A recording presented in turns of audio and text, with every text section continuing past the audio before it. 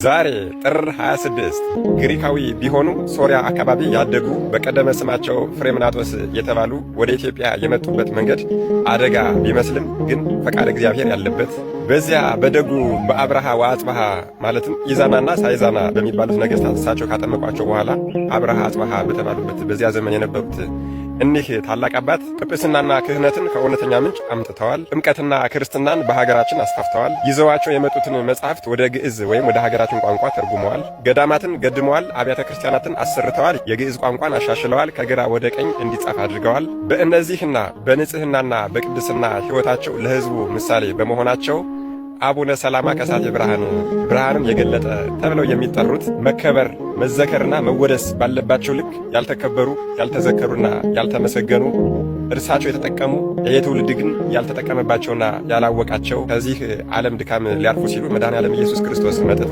በዕለተ ምጽአት በ12ቱ ነገደ እስራኤል ላይ ትፈርዳለህ። መታሰቢያህን ያደረገ ስምህን የጠራ አንተን አምኖ ስምህን ጠርቶ ጸሎት የጸለየ በቤተ ክርስቲያንህም የተማጸነ ወደ ሥራው ተግባር ለመሄድ በቅጽረ ቤተ ክርስቲያን ሲያርፍ የቤተ ክርስቲያንህን ቅጽር የተሳለመውን እኔ እስከ 15 ትውልድ ድረስ እምርልሃለሁ።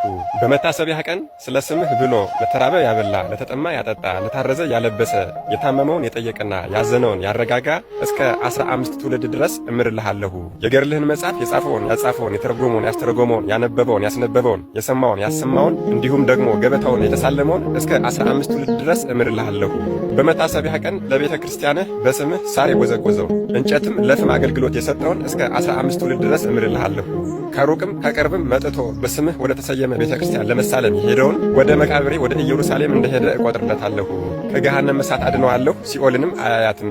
የገድልህ የተአምርህ የቃል ኪዳንህ መጽሐፍ ባለበት ቦታ ሁሉ ስምህ በተጠራበት መታሰቢያ በተደረገበት እኔ በዚያ ከአንተ ጋር እኖራለሁ።